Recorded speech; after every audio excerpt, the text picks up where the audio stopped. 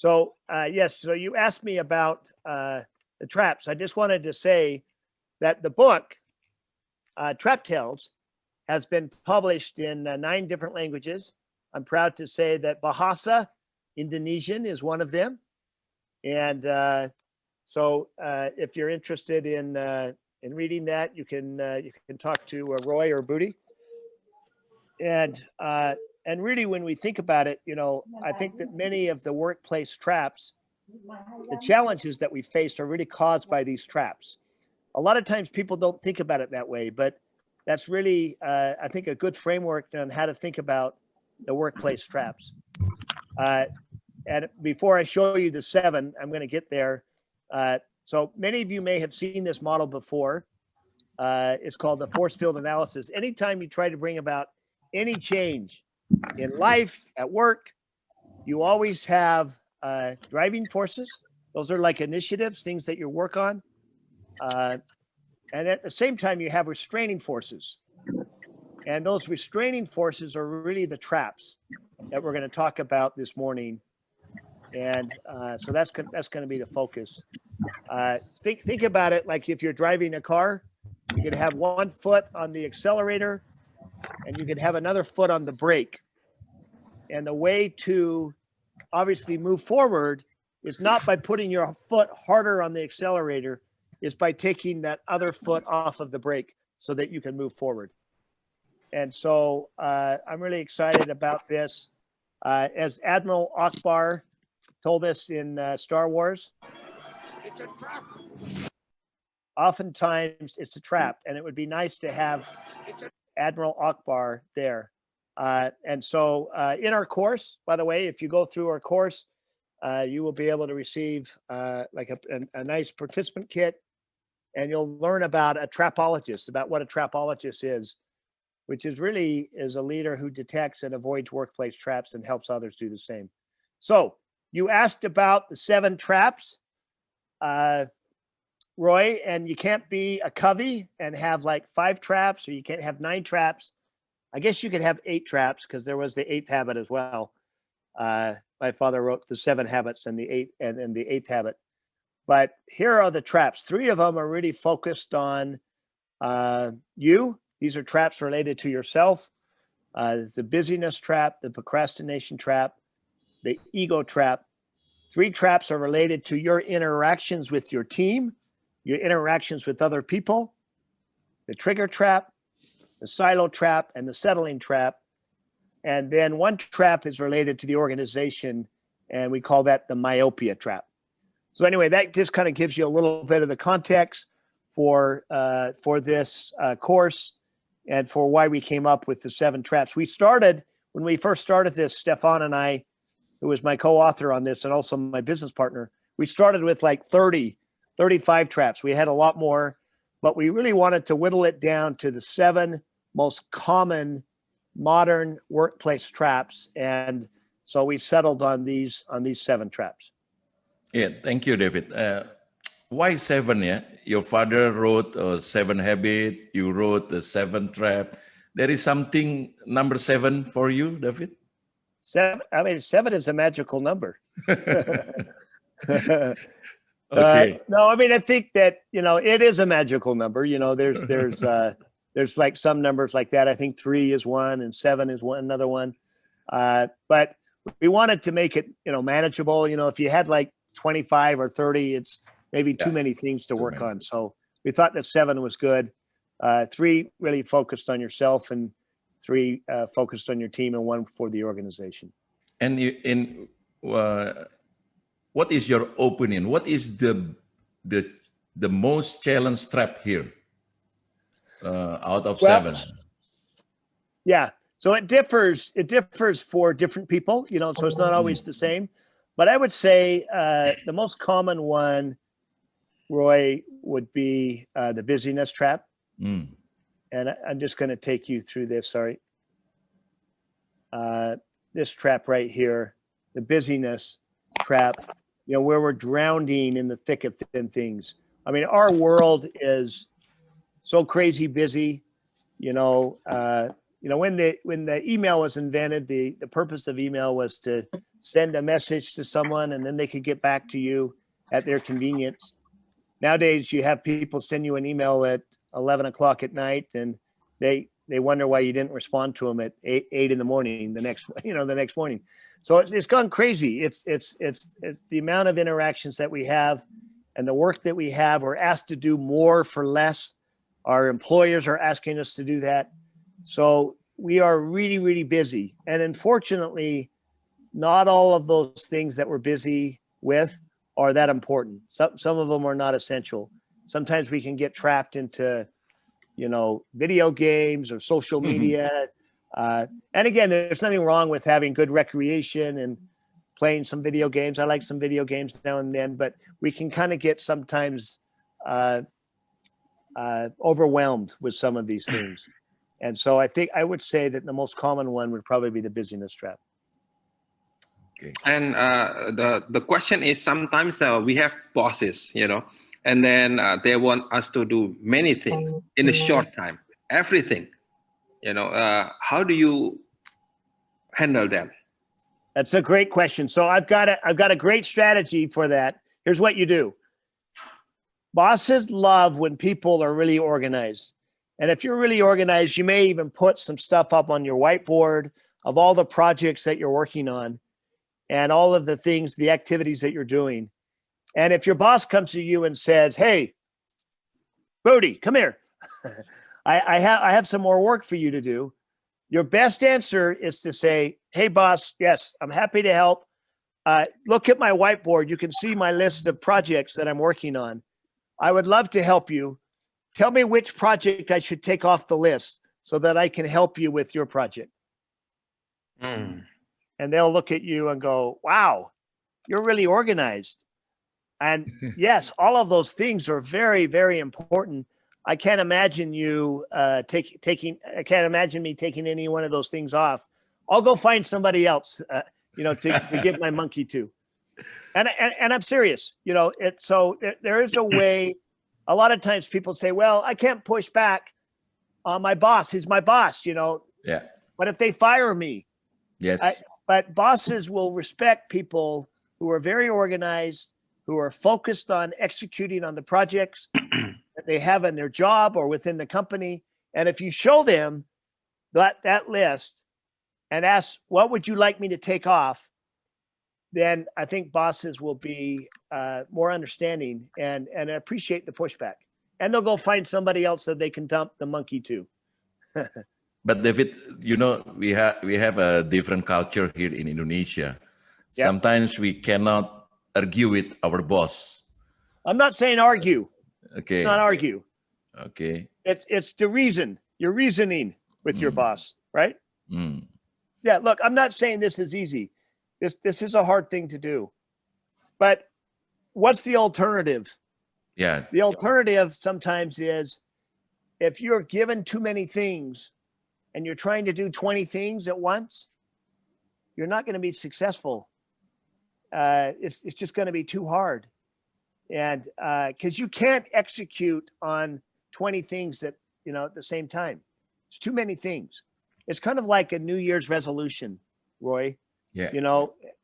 Everybody here probably sets a New Year resolution. We're coming up on January, right? Yes. Start of a new year. Everybody says, "Yes, okay, for this new year, I'm going to do," and they write down like 15 things, right? Yeah. And then what happens by February? You forgot them all, right? You forgot them all. It was too many things. And so there's a way to be respectful to your boss and to reason. And I think that you have to say, "Look, boss, I'm fully engaged with these things. If you want me to drop one of those things to do that, I'm happy to do it." So you're agreeable. You're not being a negative person. Mm. You're just pushing back and saying, "I can only do so many things at once. What would you like me to take off so I can put that on the table?" Yes. On the other hand, you mentioned about procrastination. Yes. You tend to maintain status quo, right? I mean, Yes. you try to keep doing the same thing all the time. Your boss asking you, you say yes, something like that.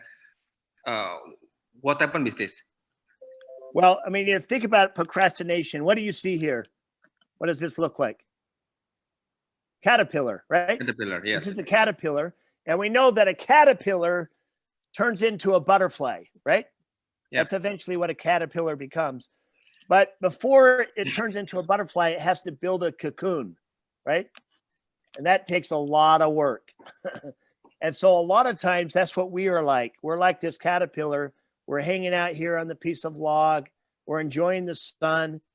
Or me, I'm enjoying the winter, you know, the snow. and we don't make changes that we know to make.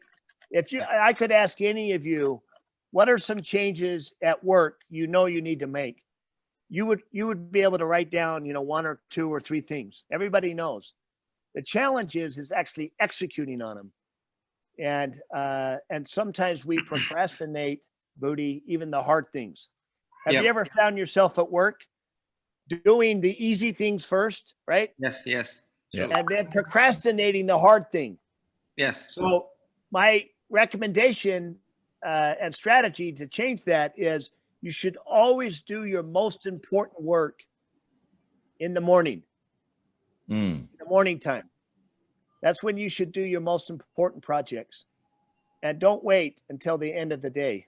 But a lot of times what we do is that we do email first, and then we do some social media, and we do the easy stuff. We should do our most important projects in the morning. That's when we're freshest. But the problem is, we want to be perfect, David. We have ego, right? That's why we choose the easiest one, because we want to look perfect. Is that also a trap? Absolutely. That's a nice segue, Booty. That leads right to the ego trap, where we try to maintain this facade of perfection. Okay. Many of you, I'm sure, are on social media. Yeah. I have social media. You have social media. Sorry. Bapak Ibu boleh di mute. Boleh di mute, Bapak Ibu. Yeah, thank you. Oh, thank you. Yeah. Please stay mute until we get to questions, so we can hear each other. But social media, we have it. We have others. How many have ever looked at social media and you look at the people on there? They look like they're perfect. They're always wearing the nicest clothes. They're always eating the best food. They're traveling, maybe not as much during COVID, but their life seems perfect. And of course, that's not always true, right? In fact, we all have challenges. We all have problems. But oftentimes we try to maintain this facade of perfection, this facade that everything is perfect, that everything is great. And it's not the case. And a lot of times what happens is we're not willing to take risks. We're not willing to try new things, right? Because we don't want to look bad. We don't want to look bad in front of our peers, in front of our boss. But actually, if you look at any of the great innovations that we've had, they all come about through trial and error, through experimentation, willing to try and experiment with different things. Jeff Bezos, who's the wealthiest person on the planet, he's worth 200 billion USD. He talked about in his company, Amazon, that one of the key reasons why they're successful is that they allow their people to fail. They allow them to fail, and they allow them to experiment, to try different things, which allows them to grow and learn from those experiences. So it's important that we try new things and that we are innovative and creative, and we don't stay static and try to maintain this facade of perfection that oftentimes seems to take over. Okay, can we move to the team trap? Yes. So there's 3 in the team traps: trigger, silo, and settling. Okay. So let's look at the trigger trap. So all of us interact with work. Our work is highly interdependent. We're always interacting with other people. And there are some things that bother us, set us off. Another word of saying that is a trigger. These are triggers that set us off at work. I have a trigger when people take credit for my work. Okay. So I work on something and then I have a boss or I have somebody that says, oh yeah, that they take credit for my idea. Okay. That's a trigger for me. And all of us have triggers. We have triggers at work and we have to learn to manage those triggers. If you don't manage it, then you're allowing emotion to taint your perspective. Okay. And a lot of times we are aggressive, we actively confront, or another part of aggression. I spent a lot of time in Japan. It's this passive aggressive nature, where I never tell you what I think. I act like I agree. Yeah, I agree. But then after the meeting, I'm bad mouthing you, or I say things, and those are everybody has triggers. We all have things that set us off, things that make us upset, and it's important that we don't fall in this trigger trap where we allow emotion to taint our perspective. So you advise us to know our trigger. Yes. Number one, know your trigger. And actually, when you go through the course, if you go through this course, we have an assessment that you will take. And the assessment is called the trigger self-assessment. You see it here? And it's 3 pages long. And this assessment will help you identify your triggers. And Roy, some people know about some of your triggers. And sometimes you're surprised. You're surprised by, wow, I didn't realize that was a trigger. And so this assessment really helps you understand what those triggers are. But the most important thing is once you know what your triggers are, you have to create a plan on how you manage them. Okay? You can't do it in the moment. Yeah. You can't do it in the moment of heat, right? When you're angry. Yeah. You've got to do it before. Like, I'll give you an example. One of my triggers in life is slow drivers. Okay. You guys don't have this problem in Jakarta. Because you're already slow. Well, because it's already slow because there's so many cars, right? Yeah. But in my city where I live, sometimes there's very slow drivers. And there's 2 things I do when I go behind a slow driver. I used to get mad and I yell, in the car. That doesn't do any good. That just raises my temperature, makes my heart beat faster, makes me upset. It's not good. So what I do is I do 2 things. One is I breathe. Just take a couple long breaths. And then I make a story about why that person ahead of me is so slow. Oh, their mother must have just passed away. Oh, they must have taken the bar exam and it failed for the 3rd time. Oh, they must have just gotten some bad news. So I make up a story. It's not true, but I make it up, and that helps me manage my emotions, okay, when I'm driving. And so those are the 2 actions I take when I drive behind slow drivers. So similarly, whatever triggers you have, you need to set up a game plan for how you're going to manage that before the triggers happen. Do you have if you go through the course, you'll be able to better understand what your triggers are and then set up a game plan to manage them. Do you have an example, the trigger in the office? Yeah, like I said, the trigger for me was someone who takes credit for your work. Let me read you some of the triggers so you can see. I'll just take this from the trigger trap.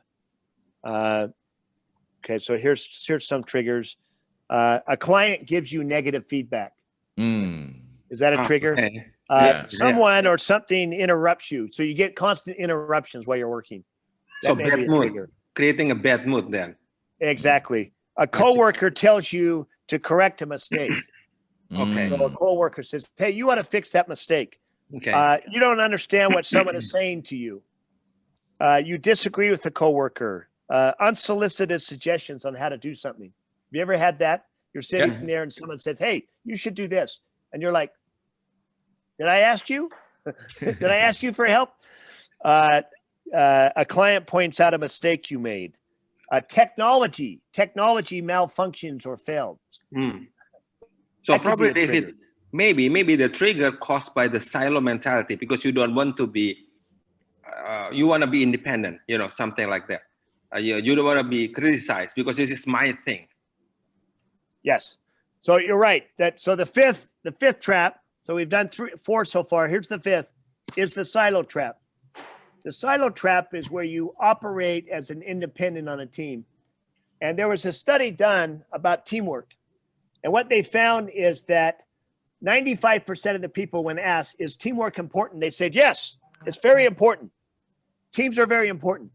But when they asked if they like to work together on their team, 75% said, no, I don't like to work on a team. So it's funny because we think teamwork is important, but not for me. Teamwork is for somebody else. And a lot of times that's how we treat it, is that we don't think that teamwork is that important. We think that our way of doing things is superior to that of our coworkers.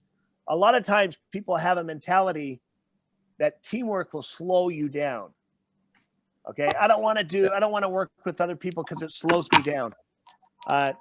When I was at Franklin Covey, I was in a sales role as a sales manager, and I appointed a lot of salespeople to be sales managers. I was the VP over all the sales, and a lot of these salespeople were not very good sales managers. You know why? Because they never made the transition from me to we. Right? When you're a salesperson, it's all about you. It's about your clients. But when you're a sales manager, it's all about the team, right? And a lot of times we have a hard time transferring from me, just about ourselves, to a we, you know, to the us, the collaboration, the team effort. So how do you not losing passion and inspiration? Because too many criticism, the silo mentality and everything. Yeah. So here's a picture. This woman is looking down at her work and going, oh no, another day. This person's looking on the internet for another job. And this person can't understand what this person is saying in an email on her phone. And a lot of times that's what happens, Booty, is we start off and we lose the passion and inspiration in our professional work. And we're not excited. Now, I'm not saying that all of our work is always happy and great and fun. Yes. It's not like that. So there's many aspects to some of our work. My work, your work, everybody's work. There's many aspects that are not as fun. But you've got to be able to find things that engage you. So there's really 4 things when you look at the settling trap that matter. The first is that you're paid fairly. That's important. The second is that your mind is utilized. If people are never asked to share their ideas, they won't feel engaged, right? Their mind. Their heart, they want to do things that they enjoy doing, that they're passionate about. And their spirit is about making a contribution, making a difference, right? We care. Steve Jobs put it that he wanted to put a dent in the universe, right? We want it, our lives matter, you know, and it matters what we do. So a lot of times we can fall into this trap where we lose the passion and inspiration in our professional work. And that's a huge trap at work. So if you find yourself struggling with passion or inspiration, ask yourself those 4 questions. Is it because of money? Yes or no? Is it because I don't get to share my ideas? No one's listening to my ideas. Is it because I don't have enough stuff that I like doing, that I have passionate about? Or is it that I don't understand the company and what the company's mission and vision is and how I'm adding and contributing to that? And I promise you it'll be one of those 4 things. There's a famous book called Ikigai. And Ikigai also combines those four things. You guys have probably heard of Ikigai. It's very famous. But again, it's the same four things. It's the financials, it's the ideas part of it, it's the heart, the passion part of it, and it's the spirit. If you look at the body parts, it's stomach. Stomach is you need to be fed. It's mind, ideas. It's your heart. Heart is your passion. And your spirit or your soul is all about making a contribution and about making a difference. And and for this four dimension, what is important for this? All is important, or all four are important. Okay. And Roy, if you look at it, there is massive disengagement globally. When people are asked, do you like your job? Are you engaged? Yes. Most of the people say no. Yeah. I'm either somewhat disengaged or I'm actively disengaged. And the reason will be one of those four reasons. I often use this example. I could pay you a lot of money for digging a hole 6 feet deep and then filling it back in. And I will pay you a lot of money to do it. And many of you would say, yes, I'll do that. I'll do it for a week. I'll do it for a month. I may even do it for 6 months. But after a while, you're going to come back to me and you're going to say, David, why am I digging this hole? And I'll say, no, that was the requirement of the job. You can't ask me that question. And you'll say, but you're paying me all this money. And why am I doing this? I do this every day. And that's the why. We need to know the why we do things so we can connect what we do every day and how that makes a difference.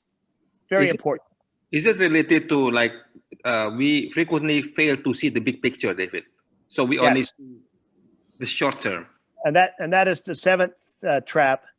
It's the myopia trap. Is where we fail to see the big picture. We're myopic. Myopic is like this, right? It's like this bullseye. You see this bullseye here? We're just focused on a very, very narrow view. And this is not and we need to sometimes put on the glasses so that we can see a broader perspective. Okay. So we can see the big picture. And this is a responsibility of not only of employees, but also employers. Companies. Companies need to help their people. This is why we call it the organizational trap. Is because companies fall in this trap where they just tell their people, hey, do all these things, and people don't understand why.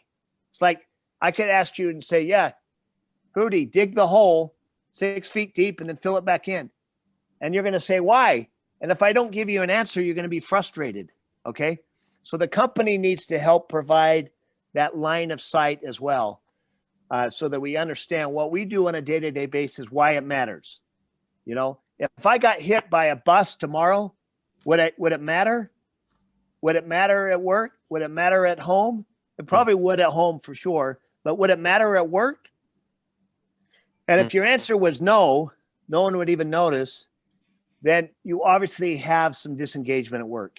And there's some things that you can do to help improve it. This is not a thing to try to say, hey, go out and leave your job. I'm not saying that. I'm saying that there are some things that you can do as a leader and as a manager to help your people connect with the strategy, right? Because a company has a mission, a vision, and the values, and then they have a strategy. The strategy is how we're going to get there. And a lot of the employees in the company don't understand the strategy. So, David, we are in the pandemic now. Okay, yes. Most people work at home. Do you think it's easier for us to fall into the traps in this pandemic? Yes. And I want to show you some things about some traps during COVID. All right. Okay. So, and I spent some time just thinking about this because I knew you were going to ask this question, Booty. Yes, here are some of working from the home traps. I have four of the traps and solutions. Okay. Again, it's not part of the course. I know. But I thought I would do this for these unprecedented times during these COVID times. Yeah. So one is that there's so many disruptions, right? More so because we're at home. For me, I have 7 kids. Okay. Count them. 7. Another 7. Another 7. Another But 7. I wanted to have only 4, but my dad said, if you want to work at the 7 Habits company, you have to have 7 kids.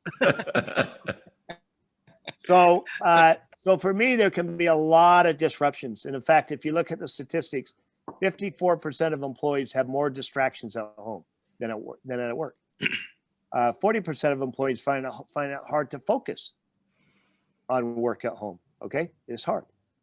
15% of employees find it hard to focus on work with everything going on in the world. Okay, there's just so many things happening. And so we have all these disruptions. I want to show you this funny video of this person working from home. And maybe you can relate to how this feels. Scandals happen all the time. The question is, how do democracies respond to those scandals? And what will it mean for the wider region? I think one of your children has just brought in. I mean, shifting sands in the region. Do you think relations with the North may change? I would be surprised if they do. Pardon me.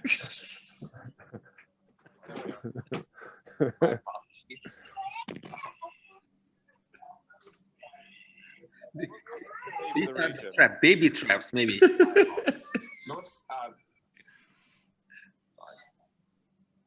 North Korea, South Korea's policy choices on North Korea have been really limited in the last. All right. So, I don't know if that's happened to you. It's happened to me. And it's, I'm sure he had a talk to his wife. That's actually his wife. But you see the little girl coming in. Yeah. And then the little baby in the scooter, And, that doesn't happen at work, right? Yeah. So we have more distractions that happen at work. And so the solution, here's some ideas for a solution, right? So you have to really plan ahead. You have to be very, very organized. You don't wait for the disruption. I don't know if he had a lock, but maybe if he had a lock, that would have prevented the kids from coming in. And create a schedule. You have to try to create a schedule. I have my kids spending half the time at school and half the time at work. So we're about 50-50. Some people in the United States have everything at home, so that's even harder. But you have to learn to have a schedule. But let's be clear. Sometimes unexpected visitors appear unplanned, which we saw, with these 2 girls. So another 2, it's really hard to be motivated. Okay, I understand. It's a different challenge that we have with COVID. So you want to try to make sure that you have a routine. Okay. The reason why it works at work, going to a physical work, is the expectation is that you get up, you go to work at a certain time, and then you leave at a certain time, right? So you have a routine. And a lot of times with us at home, we don't have any routine anymore. Like routine has gone out the window, It's not there. And so sometimes it's hard to get motivated, and sometimes it's hard to get the work done. Sometimes you have to ignore the housework that's around you because it can wait. It's always going to be there. So lacking a routine and work-life balance, here's some statistics on that. 66% of employees are more likely to work nights and weekends. So we're not probably working less, we're working more. Yeah. I don't know if that's true in Indonesia, but That's also the question, David, because somehow with working from home, it's harder to manage the time. Right. Sometimes more meetings, longer hours. How do you manage? Yeah. So, I think that you have to say you follow a routine and say, look, if I worked in the past from like 9 o'clock in the morning until 6, once it's 6 o'clock, I'm going to take off. I'm going to leave my work. I'm going to take off my phones. And sometimes you have to, be courageous and say, look, no, I can't do a meeting at 9 p.m. and then one the next day at 6 a.m. Right? It's too much. People will get burned out. And so you have to try to follow a schedule. People wouldn't expect that at a work location. Why do they expect that at home? So I think you have to be courageous and you have to push back and try to have this work-life balance. You also have 28% of employees are starting and finishing work later when working from home. So you really have to establish that routine. So here's a suggestion: identify your working hours, stick to them. If your work day ends at 5, set an alarm so you don't work late. Use an app on your phone that reminds you to get up. Stretch every half hour. Schedule a lunch break. Take walks and so forth. So these are very important things that we do, so we don't get burned out. The fourth trap with COVID and working from your home is isolation. You can feel very isolated. When we are at a work environment, we have all the people around us. We're not isolated. Here, we feel like we're isolated. So a lot of times you got to make time to connect with your coworkers, your friends and families. If isolation and stress feels overwhelming, sometimes you may need to see a therapist. There's no shame in seeking help. Doesn't mean you're weak. It means you're taking care of yourself. So anyway, these are, I'm sure there's more, and it's not covering everything, but these are definitely 4 traps that we have seen during COVID. So there is a question for the audience, David, asking about this. Because with this pandemic, we are easily losing passion with the work. But since, so many layoffs, we have to maintain the work. So we have to keep working while without little or maybe no passion. What do you think about that? I mean, it's not an easy answer, so there's not a magic bullet, but yes, I think that you have to find some joy in some aspects of what you do. Okay. If all of your work always feels monotonous and it's too long and it's boring, mm-hmm. You're going to be very, very unhappy. Yeah, that's right. So you've got to be able to find things that you enjoy. I mean, I think everybody can find some stuff that they enjoy doing. Or maybe if you don't, maybe you need to ask your boss and say, look, boss, I'm very unhappy. I don't like it, these projects I'm on. Can you put me on something that I can feel more passion and more joy around? Because what I'm doing now is killing me. I don't enjoy it, and I hate working. A lot of times people have Sunday night dread. Have you heard of Sunday night dread? Where you feel this in your pit and you're thinking, I got to go to work tomorrow. Yeah. And you have this dread, you don't have this passion. Look, the people that love what they do, work doesn't even feel like work. It feels like play to them. They enjoy it. The time flies by, because they're doing things that they enjoy and they're contributing, they're making a difference. So you have to find some way to find some joy. And if you don't have enough joy, then you need to talk with your boss on how you can find more joy. Because when you find more joy, you can be a better contributor at work, right? You can add more value. Sometimes you have to give maybe your boss ideas. Maybe they don't know, but you can say, hey, how about if I do this? Or how about if I do that project? And they might think, yeah, I could use somebody's help on that. Yeah. Why don't we put you on that? David? But the other thing too is every 90 minutes, you need to take a break. I see. Okay? Every 90 minutes. Okay. Yeah. We're not like computers, Computer you run all day, you never give it a break. Human beings are not like computers. Right. We need a break. We need a refresh. Right. It doesn't have to be long, 10 minutes, 15 minutes. Just walk around. Yeah. But to try to work endlessly for 8 hours in a row or 10 hours in a row is just not good for us. Okay. David, before we finish, because time, can you, because the trapologist is a new word for us, a trapologist. Can you explain what is the trapologist? Yeah.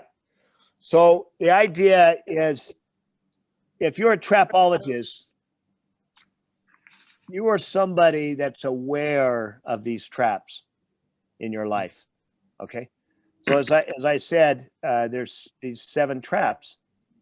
And if you're aware of them, then you know how you can deal with them. In the program, Roy, we help people with solutions to these traps.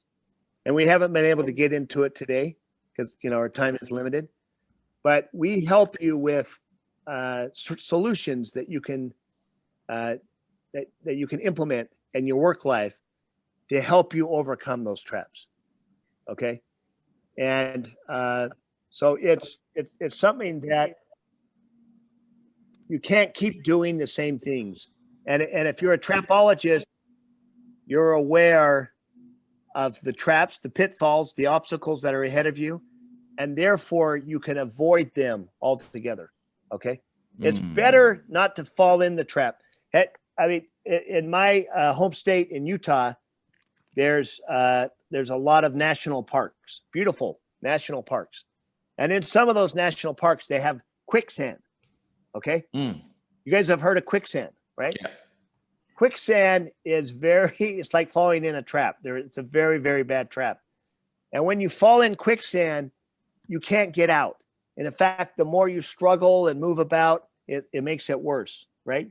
And you need somebody, you need intervention. You need somebody to come and help. What I'm saying is, if I help you identify the quicksand at work, you know, the quicksand that you could fall into at work, then if you know that in advance and you avoid that quicksand and you tell other people, hey, there's quicksand over here, don't walk over there, then you're a trapologist. That's what a trapologist is they know where the quicksand is, they avoid it for themselves, and they help their team. They help other people also avoid the quicksand. Good. So the trapologist is not for himself, but also for others. It is about you and others. It's like being on an airplane, where they say, put the mask first on you, and then put the mask on your you know, your spouse or your son or your daughter or your fellow traveler. So absolutely. Okay, so David. Can I share just a couple closing thoughts? Yeah, sure. Sure. So the first thought is, can you hear my voice all right? I'm kind of hearing an echo. No echo. No echo. Okay, no echo. Okay, I'll ignore it. Okay. The first part is this whole idea about hope. We need to have hope in our life. And we need to know that whatever's happened in the past is in the past. Doesn't matter anymore. We can change the trajectory of our life at any stage of our life. And there's very inspiring stories of people who have changed and become different people and have become more contributing and productive people because they've decided to make a change. And so I want to share that with you, is that it doesn't matter what you've done in the past. The most important thing is what you do going forward. And we learn wisdom, Confucius said, by three things. First, by reflection, which is the noblest. Second, by imitation, which is the easiest. And third, by experience. So I promise you, Roy, I don't want to, and Booty, I don't want to learn from experience about falling in quicksand. That's a very bad thing. Because if I'm in that quicksand, I'm stuck. I have to have help. It's a bad learning experience. That's why Confucius says it's the bitterest, right? So the whole idea is, don't learn from your own experience. Learn from vicarious experience. Learn from from this training about how we can avoid these traps, and so that we can achieve our goals and reach our vision. That's the main thing. Traps keep us from achieving our goals and reaching our vision. And ultimately, that's what all of us want, right? We want to be able to be successful in our goals, and we want to be able to be successful in reaching our vision, whatever that may be. Okay, David. I think our time is up. Thank you, David, for being with us. And if you are interested to learn about this 7 modern trap, please send us an email. Jadi bagi Bapak Ibu yang tertarik untuk, ini ada pelatihannya, ada trainingnya, kita akan going deep, ya, mengetahui apa-apa trap tersebut, dan bukan hanya mengetahui, seperti as David said, we also know the solution. How is the solution? Bagaimana kita keluar dari trap itu? Tapi yang menjadi lebih menarik lagi adalah kita menjadi seorang trapologist. Jadi bukan hanya untuk kepentingan kita, but also for the kepentingan orang lain juga, kepentingan tim kita dan segala macam. Jadi bagi mereka yang tertarik, nanti kami juga akan send a little bit of the slide presentation to you all, ya, dan juga kita akan send, kalau Anda juga tertarik, sudah ada bukunya, dan bukunya ini sudah diterjemahkan juga di dalam bahasa Indonesia. Jadi kita nggak jualan buku ya, Pak Roy ya. Kita nggak jualan buku. But you know, if you go to Tokopedia, because I just bought for our clients, not that expensive. It's available in Tokopedia. Tokopedia is like Alibaba, David. It's a big online store. Yeah, e-commerce. Yeah. E-commerce. And last time I bought your book about 90 copies, you know, and they can provide in cube. So, I mean, with the very affordable price, you cannot imagine that affordable, you know, because maybe because I bought 90 copies. But anyway, the books are available. We are not selling the books because I just bought the books online. It's a great book. We read the book. Yes. And it's affordable. It's in Indonesian language. Of course, if you are interested to buy the original version, the English version, but I don't know how. Maybe also available in Tokopedia, but of course it's more expensive. Maybe almost twice the last time I checked the price. It's up to you, but it's a great book. Again, like last time I bought for our clients about 90 copies, and I bought it in Tokopedia. It's not the advertisement for Tokopedia, no, but it's online store. Let's put it that way. Yeah, maybe if you want to get the English version, you can get from the Amazon or something like that. Yeah. It's always available online. And if you want to get the English version with the David Covey signature, you can ask us. Unfortunately, and I would be very happy to sign some books for those who want that. Yeah. I also hope David is not in Jakarta. When I come back to Jakarta, I hope that I have a chance to meet some of you. Yes. So because if David in Jakarta, last time we can ask his signature. You know, exactly. And we actually planned this year, right, David? Yeah. To go back to Jakarta, but again, you know, we never know COVID-19 is coming. But we of course hope. As a trapologist, you said we always you gotta have hope. Yeah, absolutely. So the second vaccine came out today. Oh, very good. So the first was Pfizer, and the second one has now come out. I forget the company, but yes, look, COVID has been very hard on everybody, but I think that 2021 is going to be a different story. Right. We have the vaccine, and pretty soon we're going to be together, hugging each other. Right. Without masks. But again, if there's no COVID, we don't have this online session, right? And we can do again. I mean, of course, we can meet again online in the future. It's quote unquote easier, you know, then you have to travel here, or we have to travel there in the cold winter weather. That's you know, it's about totally different. But Okay, David. Thank you very much for your insight. Thank you very much for your great presentation. I think Bapak Ibu hope to see you all, because Budi and me will have another featuring, another like this, 1 hour. We will featuring another inspirational individual Yeah.